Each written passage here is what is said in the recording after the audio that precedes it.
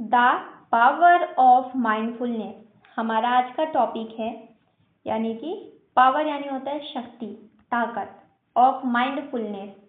Mindfulness यानी होता है सजगता, तो सजगता की ताकत। Okay, mindfulness is the practice of being fully present and aware of one's thought, emotions and surroundings. यानी कि जो माइंडफुलनेस है ये क्या है, ये प्रैक्टिस है, अभ्यास है of being fully present and aware of one's thought, emotions and surroundings. यानी कि ये एक अभ्यास है जो कि बीइंग फुली प्रेजेंट यानी कि हमको वर्तमान में पूरी तरह से प्रेजेंट रहना है, उपलब्ध रहना है। And aware of one's thought यानी कि जागरूक रहना है, अवेयर रहना है अपने खुद के थॉट से, विचारों से, इमोशंस से, भावनाओं से, एंड सराउंडिंग्स, अपने आसपास के वातावरण से कि हमारे आसपास क्या चल रहा है।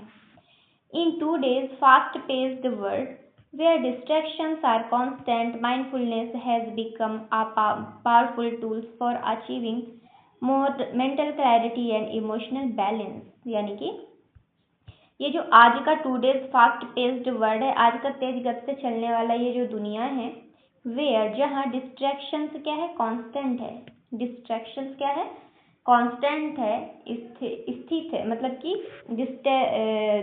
डिस्ट्रैक्शन क्या है, कांस्टेंट है, यानी कि ये लगातार ही चलता रहता है। Mindfulness has become a powerful tool for achieving. तो माइंडफुल क्या है, माइंडफुलनेस ये एक पावरफुल टूल है, उपकरण है अचीव करने के लिए मानसिक, मेंटल क्लैरिटी को, स्पष्टता को, एंड इमोशनल बैलेंस, संतुलन को। ठीक है, भावनात्मक संतुलन को।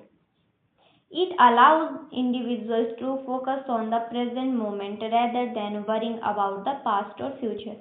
ये क्या है, ये अलाउ करता है इंडिविजुअल्स को, व्यक्ति को फोकस रहने में ऑन द प्रेजेंट मोमेंट यानी वर्तमान के क्षण में, रेदर देन के बजाय, वरिंग अबाउट द पास्ट और फ्यूचर यानी कि भविष्य और पास्ट यानी अतीत में चिंता करने के बजाय कि हमारे पास्ट में क्या हो गया या फिर फ्यूचर में क्या होगा, इसके बजाय हम अपने प्रेजेंट क्षण में, प्रेजेंट वर्तमान क्षण में जीते हैं।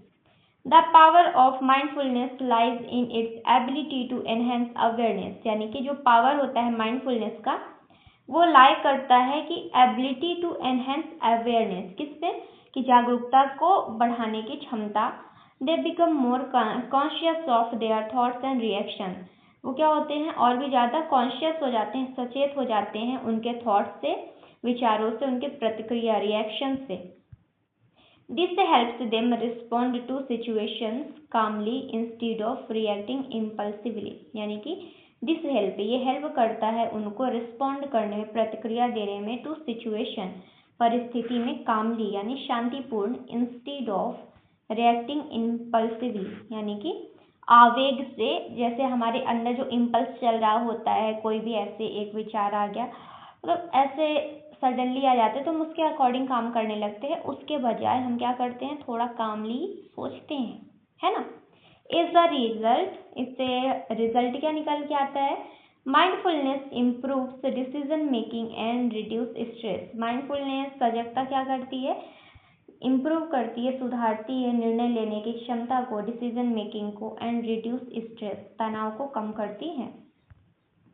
Another significant benefit of mindfulness is its impact on emotional well-being। जो एक दूसरा महत्वपूर्ण लाभ है, बेनिफिट है माइंडफुलनेस का, वो क्या है, इज इट्स इम्पैक्ट, वो उसका प्रभाव है, ऑन इमोशनल वेलबींग यानी भावनात्मक भलाई में। By observing emotions without judgement, individuals can better understand their feelings and manage them effectively. यानी कि ऑब्जर्व करना, देखना, अवलोकन करना इमोशंस को, भावनाओं को, विदाउट जजमेंट यानी बिना जजमेंट के, इंडिविजुअल्स व्यक्ति, कैन बेटर अंडरस्टैंड बहुत ही बढ़िया तरीके से समझ सकते हैं, देयर फीलिंग्स यानी उनकी भावनाओं को, उनकी फीलिंग्स को, एंड मैनेज देम इफेक्टिवली और उनको प्रभावी ढंग से मैनेज भी कर सकते हैं। दिस प्रैक्टिस रिड्यूसेस एंजाइटी, ये जो प्रैक्टिस है ये एंजाइटी को, चिंता को कम करती है, एंगर को कम करती है, गुस्से को कम करती है, नेगेटिव थिंकिंग, नकारात्मक विचारों को कम करती है, promoting a sense of inner peace, और जो आंतरिक पीस है, शांति है, उसको प्रमोट करती है, बढ़ाती है, उसकी भावना को बढ़ाती है।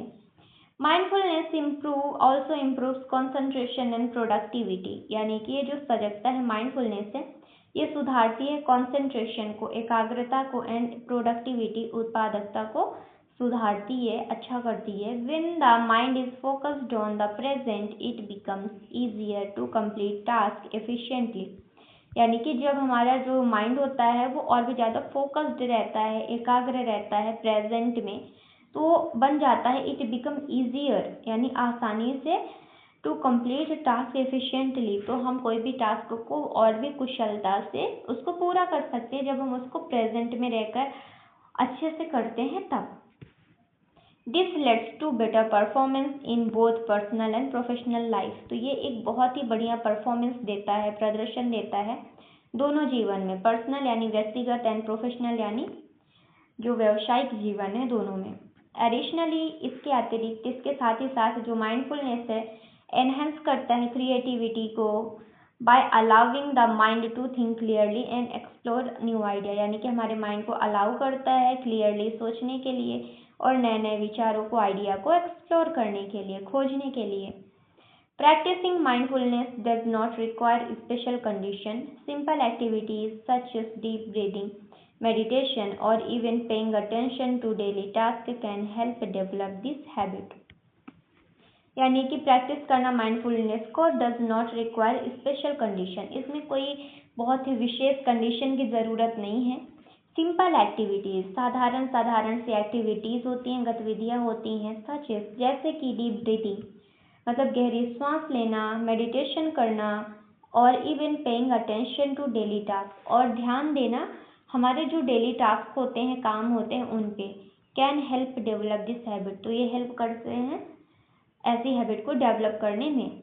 विद रेगुलर प्रैक्टिस, यानी कि नियमित अभ्यास से, mindfulness becomes a natural part of life, जो माइंडफुलनेस होता है, सजगता होती है, ये क्या एक प्राकृतिक अंग हो जाती है हमारे जीवन का, मतलब एक नेचुरल पार्ट हो जाता है हमारे लाइफ का। हम इसको, माइंडफुलनेस को नॉर्मली भी ऐसे नेचुरली ही कर रहे होते हैं, एकाग्र होकर, फोकस्ड होकर के।